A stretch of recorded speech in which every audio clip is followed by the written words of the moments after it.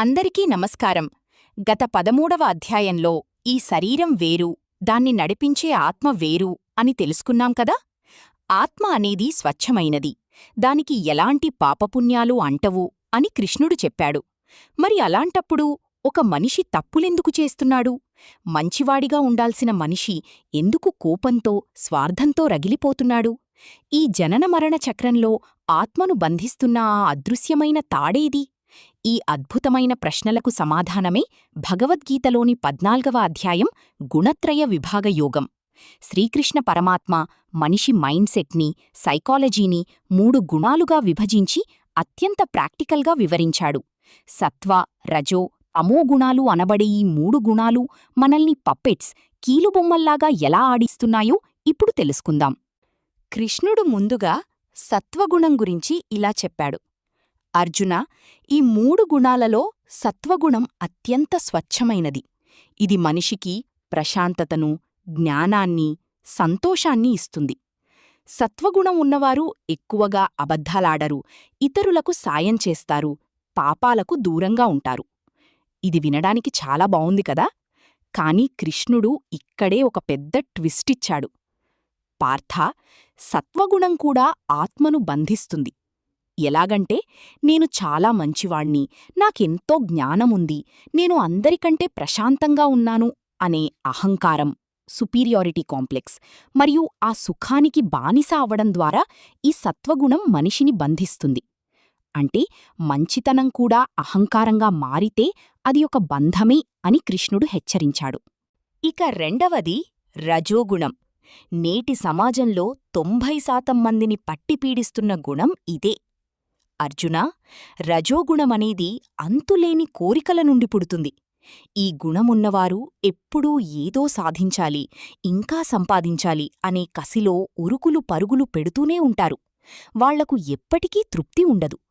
డబ్బు, పేరు, హోదా కోసం ఎంతటి కష్టమైన పనులైనా చేస్తారు అని కృష్ణుడు వివరించాడు. దీనివల్ల వచ్చే నష్టమేమిటి? ఈ రజోగుణం వల్ల మనిషికి విపరీతమైన స్ట్రెస్, ఒత్తిడి, ఆందోళన మరియు దుఃఖం మాత్రమే మిగులుతాయి. కర్మల పట్ల, వాటి ఫలితాల పట్ల విపరీతమైన వ్యామోహంతో ఆత్మ ఎప్పటికీ ఈ చక్రంలోనే చిక్కుకుపోతుంది అని శ్రీకృష్ణుడు స్పష్టం చేశాడు. ఇక మూడవది మరియు అత్యంత ప్రమాదకరమైనది తమోగుణం. ఇది అజ్ఞానం నుండి పుడుతుంది. పార్థా, తమోగుణం ఉన్నవారు ఎప్పుడూ బద్ధకంగా ఉంటారు, నిద్రకు బానిసలవుతారు, చేయాల్సిన పనిని ఎప్పుడూ వాయిదా, ప్రొక్రాస్టినేషన్ వేస్తూనే ఉంటారు.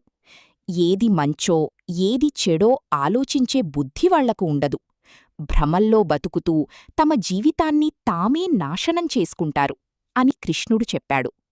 మన జీవితంలో ఎప్పుడైనా మనం పని చెయ్యకుండా బద్ధకంగా మంచం మీద పడుకున్నాము అంటే ఆ క్షణంలో మనల్ని తమోగుణం ఆవహించింది అని అర్థం. ఈ గుణం మనిషిని జ్ఞానం వైపు కాకుండా పతనం వైపు, క్రిందికి లాగుతుంది. మనలో ప్రతిక్షణం ఈ 3 గుణాలు పోటీపడుతూనే ఉంటాయి. ఉదయం లేవగానే కొంచెం ప్రశాంతంగా, సత్వం ఉంటాం.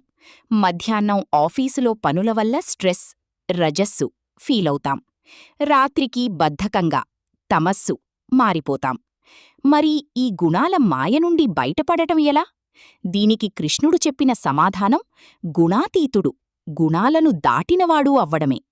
అర్జునా, నీలో ఏ గుణం పెరుగుతుందో దాన్ని కేవలం ఒక సాక్షిలా గమనించు. కోపం వచ్చినా, బద్ధకం వచ్చినా అది నా శరీరంలోని గుణాల వల్ల జరుగుతోంది తప్ప నాకు, ఆత్మకు ఎలాంటి సంబంధం లేదు అని తెలుసుకో. కష్టసుఖాలను సమానంగా చూస్తూ నామీద, భగవంతునిమీద ఎవరైతే పూర్తి భక్తిని నిలుపుతారో వారు మాత్రమే ఈ గుణాల మాయను సులభంగా దాటి బ్రహ్మమును చేరుకోవటానికి అర్హులవుతారు అని అభయమిచ్చాడు. ముగింపు. తలక్రిందులుగా ఉన్న చెట్టు. చూసారా, మన ఫెయిల్యూర్స్కి, స్ట్రెస్కి పక్కింటివాళ్ళో, పరిస్థితులో కారణం కాదు, మనలోని ఈ 3 గుణాలే కారణం. వాటిని గుర్తించి బ్యాలెన్స్ చేసుకోవటమే నిజమైన గెలుపు. ఈ అద్భుతమైన సత్యాన్ని తెలుసుకున్న తర్వాత అసలు ఈ సంసారం, ప్రపంచం అనే మాయ ఎలా పుట్టింది, దాన్ని కృష్ణుడు ఒక తలక్రిందులుగా ఉన్న అశ్వత్థ వృక్షం రావి చెట్టుతో ఎందుకు పోల్చాడు అనే అత్యంత ఆసక్తికరమైన విషయాలను తదుపరి 15వ అధ్యాయమైన పురుషోత్తమ ప్రాప్తి యోగంలో చూద్దాం. మీకీ వివరణ నచ్చినట్లయితే వీడియోను తప్పకుండా లైక్ చేయండి, కామెంట్ చేయండి.